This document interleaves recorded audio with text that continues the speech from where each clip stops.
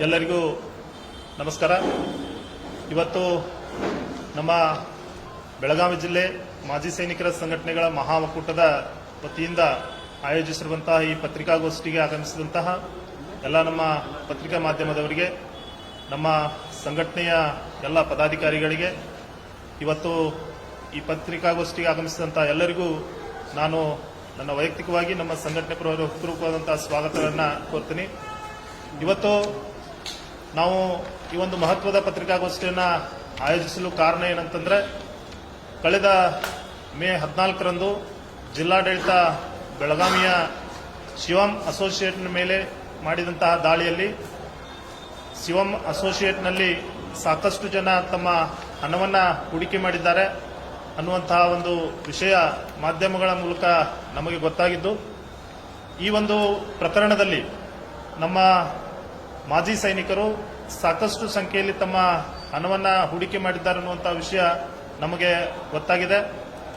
ಆದ್ದರಿಂದಾಗಿ ಇವತ್ತು ನಾವು ಈ ಒಂದು ಮಾಧ್ಯಮಗೋಷ್ಠಿಯನ್ನು ಆಯೋಜನೆ ಮಾಡಿದ್ದೀವಿ. ಈ ಒಂದು ಪ್ರಕರಣದಲ್ಲಿ ಹಣ ಹೂಡಿಕೆ ಮಾಡಿರುವಂತಹ ನಮ್ಮ ಮಾಜಿ ಸೈನಿಕರು ಯಾಕೆ ಆ ಒಂದು ಹಣವನ್ನು ಅಲ್ಲಿ ಹೂಡಿಕೆ ಮಾಡಿದ್ದಾರೆ ಅನ್ನುವಂಥ ವಿಷಯವನ್ನು ನಾವು ಗಮನಿಸಿದಾಗ, ಒಬ್ಬ ಸೈನಿಕ ಇವತ್ತು ನಿವೃತ್ತನಾಗಿ ಬರಬೇಕಂತಂದ್ರೆ ಸುಮಾರು 17 ವರ್ಷ, 20 ವರ್ಷ, 25 ವರ್ಷ ಸೇವೆ ಮಾಡಿ ರಿಟೈರ್ಡ್ ಆಗ್ತಾನೆ. ಆ ಹೊತ್ತಿಗೆ ಅವನಿಗೆ 35ರಿಂದ 40 ವರ್ಷ ವಯಸ್ಸಾಗಿರ್ತದೆ. ಇನ್ನೂ ದುಡಿಯುವಂತ ಶಕ್ತಿ ಅವನಲ್ಲಿ ಇರ್ತದೆ, ಆದ್ರೆ ನಿವೃತ್ತಿ ಆಗಬೇಕಾಗ್ತದೆ. ಹೀಗೆ ನಿವೃತ್ತಿ ಆದಮೇಲೆ ಬಂದು ಈಗಿನ ಒಂದು ವೈಜ್ಞಾನಿಕ ಯುಗದಲ್ಲಿ ಜೀವನ ಶೈಲಿಯಾಗಲಿ, ಮಕ್ಕಳ ವಿದ್ಯಾಭ್ಯಾಸವಾಗಲಿ, ಮನೆತನದ ಖರ್ಚುಗಳಾಗಲಿ, ಇವೆಲ್ಲವುಗಳನ್ನು ಕೇವಲ ಪೆನ್ಷನ್ ಮೇಲೆ ಆಧಾರಿತನಾಗಿ ಹಾಗೂ ತನ್ನ 15-20 ವರ್ಷಗಳ ಕಾಲ ಸೇವೆ ಸಲ್ಲಿಸಿ ಬಂದಂತಹ ದುಡ್ಡನ್ನ ಎಲ್ಲಾದರೂ ಒಂದು ವೇಳೆ ಒಂದು ಸ್ಥಾನದಲ್ಲಿ ಹೂಡಿಕೆ ಮಾಡಿ ಅದರಿಂದಲೂ ಕೂಡ ಬಂದ ಹಣವನ್ನ ತನ್ನ ಜೀವನೋಪಕ್ಕಾಗಿ ಬಳಸಿಕೊಳ್ಳುವಂತಹ ವಿಚಾರದಿಂದ, ಒಳ್ಳೆಯ ಸದುದ್ದೇಶದಿಂದ ಒಬ್ಬ ಸೈನಿಕ ತನ್ನ ಹಣವನ್ನ ಹೂಡಿಕೆ ಮಾಡ್ತಾನೆ. ಅಂಥದ್ರಲ್ಲಿ ನಮ್ಮೆಲ್ಲ ಮಾಜಿ ಸೈನಿಕರು ಕೆಲವೊಂದಷ್ಟು ಜನ ಹೂಡಿಕೆ ಮಾಡಿದ್ದಾರೆ ಅನ್ನುವಂತಹದ್ದು ಮಾಹಿತಿ ನಮಗೆ ಪತ್ರಿಕಾದ ಮೂಲಕವೇ ಗೊತ್ತಾಗಿದೆ. ನಮ್ಮ ಸೈನಿಕರು ಏನು ಹಣವನ್ನು ಹೂಡಿಕೆ ಮಾಡಿದ್ದಾರೆ, ಅದರ ಹಿಂದಿನ ಉದ್ದೇಶ, ಅವರು ಮಾಡಿದಂತಹ ಉದ್ದೇಶ ಸರಿಯಾಗಿದೆ. ಆದರೆ ಎಲ್ಲಿ ಹೂಡಿಕೆ ಮಾಡಿದ್ದಾರೆ, ಯಾಕೆ ಮಾಡಿದ್ದಾರೆ ಅನ್ನುವಂಥದ್ದನ್ನ ತನಿಖೆ ಮುಂದೆನೆ ಗೊತ್ತಾಗುವಂತಹದ್ದು. ಈಗಾಗಲೇ ಈ ಪ್ರಕರಣ CID ತನಿಖೆಯಲ್ಲಿದ್ದು, ಆ ತನಿಖೆ ಇನ್ನೂ ನಡೀತಾ ಇದೆ. ತನಿಖೆ ಮುಗಿದ ಮೇಲೆ ಕಾನೂನು ಕ್ರಮವಾಗಿ ಅದರ ಏನು ಕ್ರಮ ಕೈಗೊಳ್ಳಬೇಕು, ಜಿಲ್ಲಾಡಳಿತ, ಸರ್ಕಾರ ಆಗಲಿ, CID ಅಧಿಕಾರಿಗಳಾಗಲಿ ತನಿಖೆಯನ್ನ ಪೂರ್ಣಗೊಳಿಸಿದ ನಂತರನೇ ಗೊತ್ತಾಗಬಹುದು ಇದು ಏನು ಅಂತೇಳಿ. ನಾವು ಈಗ ಈ ಪತ್ರಿಕಾ ಮಾಧ್ಯಮದ ಮೂಲಕ ಇನ್ನೊಂದು ವಿನಂತಿಯನ್ನು ಮಾಡ್ಕೊಳ್ಳೋದಪ್ಪ ಅಂತಂದ್ರೆ, ನಮಗೇನು ಸಿಕ್ಕಂತ ಮಾಹಿತಿ ಪ್ರಕಾರ ನಮ್ಮೆಲ್ಲ ಮಾಜಿ ಸೈನಿಕರು ಏನು ಹೂಡಿಕೆ ಮಾಡಿದ್ದಾರೆ ಅನ್ನುವಂತ ಒಂದು ಮಾಹಿತಿ ಇದೆ. ಒಂದು ವೇಳೆ ಈಗೇನಾದ್ರೂ ನಿನ್ನೆ ತಾನೇ ಮಾಧ್ಯಮದ ಮೂಲಕ ನಾವು ಗಮನಿಸಿದೀವಿ, ಆ ಹಣವನ್ನ ಹೂಡಿಕೆ ಮಾಡಿದಂತ ಹಣವನ್ನ ಮರಳಿ ವಂಚನೆಗೊಳಗಾದವರಿಗೆ ಅಥವಾ ಹೂಡಿಕೆ ಮಾಡಿದಂತವರಿಗೆ ನೀಡಬೇಕಂತಂದ್ರೆ ಯಾವ ರೀತಿ ನಾವು ನೀಡಬೇಕು ಅನ್ನುವಂಥದ್ದು ವಿಷಯವನ್ನ ನಾವು ಆಲಿಸಿದೀವಿ. ಒಂದು ವೇಳೆ ಹಾಗೇನಾದ್ರೂ ಮಾಡಲು ಪ್ರಯತ್ನ ಆದರೆ, ಮೊದಲನೇದಾಗಿ ನಮ್ಮ ಸೈನಿಕರನ್ನ ಅದರಲ್ಲಿ ಪರಿಗಣಿಸಿ ಅವರ ಹಣವನ್ನ ಮರುಕಳಿಸಬೇಕಂತೇಳಿ ನಾವು ಈ ಮೂಲಕ ಜಿಲ್ಲಾಡಳಿತಕ್ಕಾಗಲಿ, ಅಧಿಕಾರಿಗಳಿಗಾಗಲಿ, ಸರ್ಕಾರಕ್ಕಾಗಲಿ ನಾವು ಮನವಿಯನ್ನ ಮಾಡ್ಕೊಳ್ತೇವೆ ಈ ಮೂಲಕ. ಯಾಕಪ್ಪ ಅಂತಂದ್ರೆ, ಒಬ್ಬ ಸೈನಿಕ ದೇಶಕ್ಕಾಗಿ ಸುಮಾರು 17-20 ವರ್ಷ ಸೇವೆ ಮಾಡ್ತಾನ. ಬಂದು ದೇಶದ ವಿವಿಧ ಭಾಗಗಳಲ್ಲಿ ಭಿನ್ನ ಭಿನ್ನ ಪರಿಸ್ಥಿತಿಗಳಲ್ಲಿ ತನ್ನ ಬೆವರ ಹನಿಯನ್ನಷ್ಟೇ ಅಲ್ಲದೆ ತನ್ನ ರಕ್ತದ ಕಣಕಣಗಳನ್ನು ಅಲ್ಲಿ ಸಮರ್ಪಣೆ ಮಾಡಿ ದೇಶಕ್ಕಾಗಿ ಸೇವೆ ಸಲ್ಲಿಸಿ ಬಂದು ತನ್ನ ಜೀವನೋಪಾಯಕ್ಕಾಗಿ ಮುಂದಿನ 35-40 ವರ್ಷಕ್ಕೆ ಏನು ರಿಟೈರ್ಡ್ ಬಂದ ಮೇಲೆ ಇನ್ನೂ ಕೂಡ ಸಾಕಷ್ಟು ಜೀವನ ಅವ್ರದ ಉಳಿದಿರ್ತದ. ಅದಕ್ಕಾಗಿ ಒಂದು ಪ್ಲಾನಿಂಗ್ ಅನ್ನು ಮಾಡಿ ಅವರು ಹಣವನ್ನು ಹೂಡಿಕೆ ಮಾಡಿರ್ತಾರ. ಅದಕ್ಕಾಗಿ ನಮ್ಮ ಯಾವುದೇ ಮಾಜಿ ಸೈನಿಕರಿಗೆ ಅನ್ಯಾಯ ಆಗಬಾರ್ದು, ಮತ್ತ ಯಾರಿಗೂ ಕೂಡ ಅನ್ಯಾಯ ಆಗಬಾರ್ದು. ಮಾಜಿ ಸೈನಿಕರಿಗೆ ಅಷ್ಟೇ ಅಲ್ಲ, ಯಾರಿಗೂ ಕೂಡ ಅನ್ಯಾಯ ಆಗಬಾರ್ದು ಅನ್ನುವಂಥ ದೃಷ್ಟಿಯಿಂದ ನಾವು ಜಿಲ್ಲಾಡಳಿತಕ್ಕೆ ಒಂದು ವಿಶೇಷವಾದಂತಹ ಮನವಿ ನಮ್ಮ ಮಹಾ ಒಕ್ಕೂಟದಿಂದ ಏನ್ ಮಾಡ್ತೀವಿ ಅಂತಂದ್ರೆ, ಏನಾದರೂ ಒಂದು ರೀತಿ ತಾವು ಹಣವನ್ನ ಹೂಡಿಕೆ ಮಾಡಿದಂತ ಹಣವನ್ನ ಫ್ರೀಸ್ ಏನಾಗಿದೆ ಅದನ್ನೇನಾದರೂ ನೀಡೋರಿದ್ರೆ ಫಸ್ಟ್ ಅದರೊಳಗೆ ನಮ್ಮ ಮಾಜಿ ಸೈನಿಕರನ್ನ ಪರಿಗಣಿಸಿ ಯಾರೆಲ್ಲ ಇನ್ವೆಸ್ಟ್ ಮಾಡಿದಾರ ಅವರಿಗೆ ಅದು ಇನ್ವೆಸ್ಟ್ ಮಾಡಿದಷ್ಟು ಹಣವನ್ನಾದರೂ ನೀಡಿ ನಮ್ಮ ಮಾಜಿ ಸೈನಿಕರ ಒಂದು ಮನವಿಯನ್ನ ತಾವು ಸ್ವೀಕರಿಸಿ ಯಾವುದೇ ನಮ್ಮ ಮಾಜಿ ಸೈನಿಕರಿಗೆ ಅನ್ಯಾಯವಾಗದ ರೀತಿಯಲ್ಲಿ ತಾವು ಕ್ರಮ ಕೈಗೊಳ್ಳಬೇಕು ಅನ್ನುವಂಥದ್ದೊಂದು ಬೇಡಿಕೆ ಇದೆ. ಇನ್ಮೇಲೆ ಇದಾದ ನಂತರ ನಮ್ಮ ಮಾಜಿ ಸೈನಿಕರಿಗೆ ನಾವು ಸಂಘಟನಾತ್ಮಕವಾಗಿ ನಮ್ಮ ಸಂಘಟನೆಯಿಂದ ಒಂದು ಮನವಿ, ಒಂದು ಸೂಚನೆಯನ್ನ ನೀಡೋದೇನಪ್ಪಾ ಅಂತಂದ್ರೆ, ನಾವೆಲ್ಲ ಮಾಜಿ ಸೈನಿಕರು ಬಹಳ ಕಷ್ಟದಲ್ಲಿ ನಮ್ಮ ಸೇವೆಯನ್ನ ಮಾಡಿ ನಾವು ಇವತ್ತು ಬಂದಿರ್ತೀವಿ. ಬಂದಿರುವಂತಹ ಹಣವನ್ನ ನಮ್ಮ ಕೈಯಿಂದ ತಪ್ಪಿದ್ರೆ ಅದು ಯಾವ ರೀತಿ ಪರಿಣಾಮ ಬೀರ್ತದೆ ಅನ್ನುವಂಥದ್ದು ಸಾಕಷ್ಟು ಜನರಿಗೆ ಗೊತ್ತಿದೆ.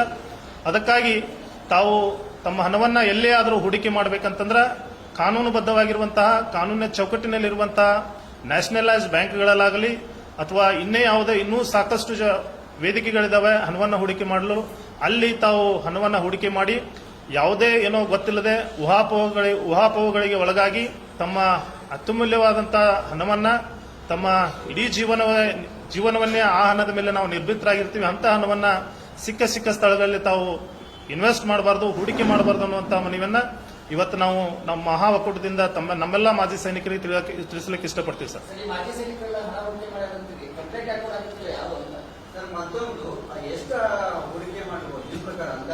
ಸರ್, ಇದ್ರ ಬಗ್ಗೆ ನಮಗೆ ಇನ್ನೂವರೆಗೂ ನಮಗೂ ಕೂಡ ನಾವು ಸಂಘಟನಾತ್ಮಕವಾಗಿ ಏನು ಇವತ್ತು ಪ್ರೆಸ್ ಮೀಟ್ ಮಾಡಿದ್ವಿ, ಇಲ್ಲಿವರೆಗೂ ನಮಗ ಯಾವುದೇ ಮಾಹಿತಿ ಇಲ್ಲ ಸರ್. ಇದ್ರ ಬಗ್ಗೆ ನಮ್ಮ ಎಷ್ಟು ಜನ ಮಾಜಿ ಸೈನಿಕರು ಹೂಡಿಕೆ ಮಾಡಿದಾರೆ ಅನ್ನೋದು ಗೊತ್ತಿಲ್ಲ. ಮಾಧ್ಯಮದ ಮೂಲಕನೇ ಗೊತ್ತಾಗಿರೋದು, ಸಾವಿರಾರು ಸಂಖ್ಯೆಯಲ್ಲಿ ಮಾಜಿ ಸೈನಿಕರಲ್ಲಿ ಹೂಡಿಕೆ ಮಾಡಿದಾರೆ ಅನ್ನೋಂಥದ್ದು ಮಾಧ್ಯಮದ ಮೂಲಕ ಗೊತ್ತಾಗಿದ್ದು. ನಮ್ಮ ಸಂಘಟನೆಗೆ ಅಥವಾ ನಮಗಾಗ್ಲಿ ಇನ್ನೂವರೆಗೂ ಯಾರು ನಾವು ಇನ್ವೆಸ್ಟ್ ಮಾಡಿದೀವಿ, ನಾವು ಇಷ್ಟು ಇನ್ವೆಸ್ಟ್ ಮಾಡಿದೀವಿ ಅಂತ ನಮಗೆ ಗೊತ್ತಿಲ್ಲ.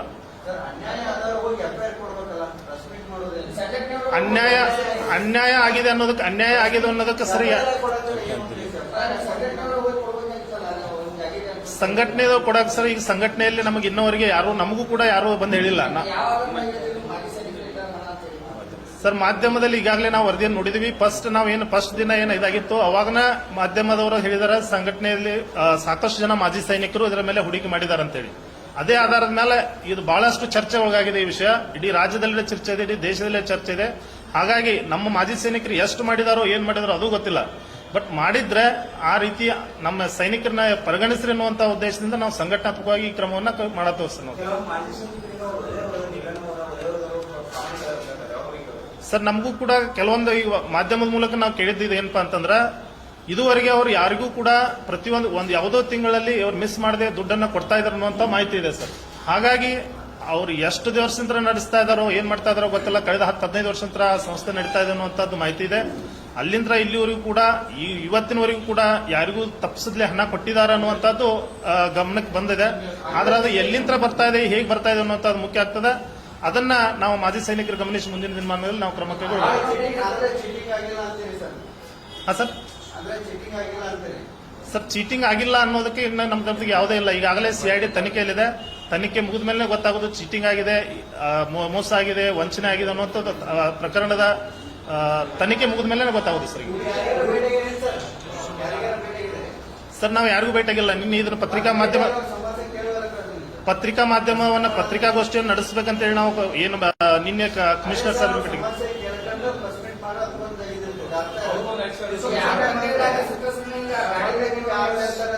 ಹಾಗಿಲ್ಲ ಸರ್. ಸುಖ ಸುಮ್ಮನೆ ಅಂತಿಲ್ಲ. ನಮಗೂ ಕೂಡ ಈಗ ಮಾಧ್ಯಮದ ಮುಖಾಂತರ ಗೊತ್ತಾಗಿರುವಂತಹ ವಿಷಯ. ಸಾಕಷ್ಟು ಜನ ಮಾಜಿ ಸೈನಿಕರಲ್ಲಿ ಭಾಗವಹಿಸ್ತಾರೆ ಅನ್ನುವಂಥದ್ದು.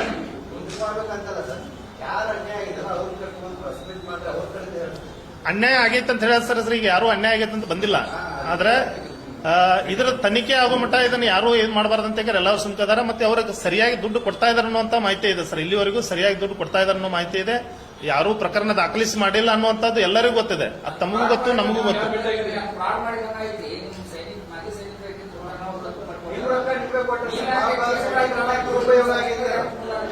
ಏನ್ ಸರ್? ಅಲ್ಲ, ಸೈನಿಕರ ಮುಂದೆ ಅಲ್ಲ, ನಮ್ಮ ಕಡೆ ಯಾರಾದ್ರೂ ಬಂದ್ರೆ ಗೊತ್ತಾಗೋದಿಲ್ಲ ಸರ್. ಈಗ ಯಾರಾದ್ರೂ ಆ ರೀತಿ ನಮ್ಮ ಕಡೆ ಯಾರಾದ್ರೂ ಬಂದ್ರೆ, ನಾವು ಇನ್ವೆಸ್ಟ್ ಮಾಡಿದೀವಿ, ನಾವು ಮೋಸ ಆಗಿದೆ ನಮ್ಮ ಕಡೆ ಬಂದ್ರೆ ನಾವು ಕೂಡ ಜಿಲ್ಲಾಧಿಕಾರಿ ಅವರಿಗೆ ಅವ್ರು ಎಷ್ಟು ಜನ ಸೇರಿದಾರೆ ಅನ್ನೋದನ್ನ ಕೊಡ್ಬೋದು. ನಮ್ಮ ಜೊತೆ ನಮ್ಮ ತರ ಬಂದ್ರೆ. ಈಗ ನಾವು ಸಂಘಟನಾತ್ಮಕವಾಗಿ ಏನ್ ಮಾಡಬೇಕಾಗಿದೆ, ನಾವು ನಮ್ಮ ಮಾಜಿ ಸೈನಿಕರಿಗೆ ಜಾಗೃತಿಯನ್ನು ಮಾಡಬೇಕಾಗಿದೆ. ಅದಕ್ಕಾಗಿ ನಾವು ಇನ್ನು ಮುಂದೆ ಈ ರೀತಿ ಯಾವುದಂತ ಘಟನೆ ಆಗಬಾರ್ದು ಅನ್ನುವಂತ ಒಂದು ಜಾಗೃತಿ ಮೂಡಿಸುವ ಸಲುವಾಗಿ ಈ ಒಂದು ಕಾರ್ಯಕ್ರಮವನ್ನು ನಾವು ಇಟ್ಕೊಂಡಿದ್ದೀವಿ ಸರ್.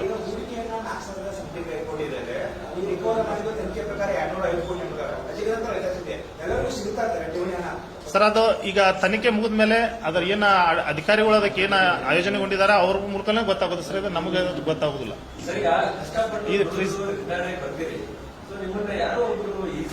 ಲಾಭದ ಆಸೆ ತೋರಿಸಿ ಅಮರ್ ಸರ್ ಹೌದು ಸರ್, ಈ ರೀತಿ ಪ್ರಕರಣಗಳು ಸಾಕಷ್ಟು ಆಗಿದಾವ. ಅದಕ್ಕೆ ಕಾರಣ ಏನಂತಂದ್ರೆ ಈಗ ಒಬ್ಬರ ಯಾವುದೇ ಒಂದು ಕಂಪನಿಗಳಾಗಲಿ ಈ ರೀತಿ ಕಂಪನಿಗಳು ಏನಾದ್ರು ಇರ್ತಾವ, ಅವ್ರ ಮಾಜಿ ಸೈನಿಕರನ್ನ ನಿವೃತ್ತಿ ಯಾರಾಗ್ತಾರ ಅವ್ರನ್ನ ಹುಡುಕ್ತವಂತ ಸನ್ನಿವೇಶ ಇದೆ. ಅದು ಯಾಕಪ್ಪ ಅಂತಂದ್ರೆ ಅವ್ರ ಹತ್ರ ಒಂದು ಏನೋ ಉಳಿತಾಯ ಮಾಡಿರುವಂತಹ ಹಣ ಒಟ್ಟಿಗೆ ಬರ್ತಾ ಇರ್ತದ. ಆ ಹಣವನ್ನ ನಾವು ಕೂಡ ರಿಟೈರ್ಡ್ ಆಗೋದಕ್ಕಿಂತ ಮುಂಚಿತನೇ ಒಂದು ವರ್ಷಕ್ಕಿಂತ ಮುಂಚಿತ ಯೋಚನೆ ಮಾಡ್ತೀವಿ. ನಮಗೆ ಬರುವಂತಹ ಹಣವನ್ನ ನಾವು ಎಲ್ಲಿ ಒಳ್ಳೆಯ ಸ್ಥಾನದಲ್ಲಿ ಹೂಡಿಕೆ ಮಾಡಬೇಕು, ನಮ್ಮ ಮುಂದಿನ ಜೀವನವನ್ನ ನಾವು ಯಾವ ರೀತಿ ಆ ಹಣದ ಮೇಲೆ ರೂಪಿಸಿಕೊಳ್ಬೇಕು, ನಾವು ರಿಟೈರ್ಡ್ ಆದ ನಂತರ ಸರ್ಕಾರಿ ನೌಕರಿ ಸಿಗುತ್ತೋ ಇಲ್ಲೋ ಅನ್ನುವಂಥದ್ದು ಗೊತ್ತಿರುವುದಿಲ್ಲ.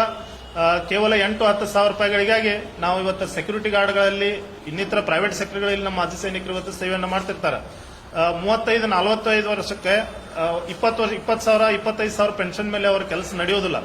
ಹಾಗಾಗಿ ಬಂದಿರುವಂತಹ ಹಣ ವೇಸ್ಟ್ ಆಗಬಾರ್ದು, ಅದರಿಂದ ನಾವು ನಮ್ಮ ಜೀವನೋಪಾಯವನ್ನು ಮಾಡೋಣ ಅನ್ನುವಂಥ ಒಂದು ದೃಷ್ಟಿಯಿಂದ ನಮ್ಮ ಮಾಜಿ ಸೈನಿಕರು ಹೂಡಿಕೆ ಮಾಡ್ತಾರೆ. ಆದ್ರೆ ಹೂಡಿಕೆ ಮಾಡೋಕ್ಕಿಂತ ಮುಂಚಿತವಾಗಿ ಅದನ್ನೇ ಹೇಳಿದೆ ಸರ್, ನಮ್ಮ ಮಾಜಿ ಸೈನಿಕರು ಇದರಿಂದ ಜಾಗೃತರಾಗಬೇಕು. ಖಂಡಿತವಾಗಿ ಸರ್ ಇದೆ, ಕೆಲವೊಂತವಲ್ಲ ಆಗಿದೆ, ಕೆಲವೊಂತವಲ್ಲೇ ಆಗ್ತಾ ಇದೆ.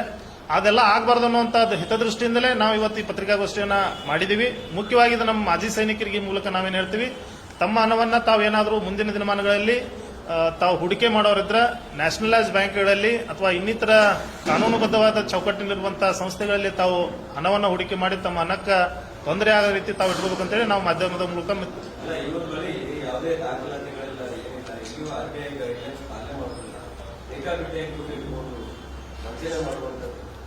ಆಗಿದೆ ಸರ್. ಅದಕ್ಕಾಗಿ ಈಗ ತನಿಖೆ ನಡೆದಿದೆ. ಆ ತನಿಖೆ ನಡೆದ ಮೇಲೆ ನಮಗೆ ಇದ್ರ ಬಗ್ಗೆ ಗೊತ್ತಾಗೋದು, ಅದು ಎಷ್ಟು ನಿಜ ಇದೆ, ಎಷ್ಟು ಸುಳ್ಳಿದೆ, ಮೋಸ ಆಗಿದೆಯೋ ಇಲ್ಲೋ ಅನ್ನೋಂಥದ್ದು ಗೊತ್ತಾಗೋದು ತನಿಖೆನ ಮುಗಿದ ಮೇಲೆ ಗೊತ್ತಾಗೋದು.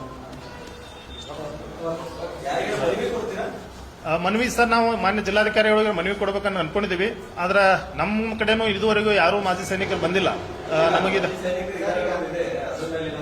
ಮನವಿಯನ್ನ ಕೊಡ್ತೀವಿ ಸರ್. ನಾವು ಮಾನ್ಯ ಜಿಲ್ಲಾಧಿಕಾರಿಗಳಿಗೆ ಇನ್ನೊಂದು 1-2 ದಿನದಲ್ಲಿ ನಮ್ಮ ಸಂಘಟನೆ ಪರವಾಗಿ ಬೆಳಗಾವಿ ನಮ್ಮ ಮಾನ್ಯ ಜಿಲ್ಲಾಧಿಕಾರಿಗಳಿಗೆ ಮನವಿ ಕೊಡಬೇಕಂತ ವಿಚಾರ ಇದೆ.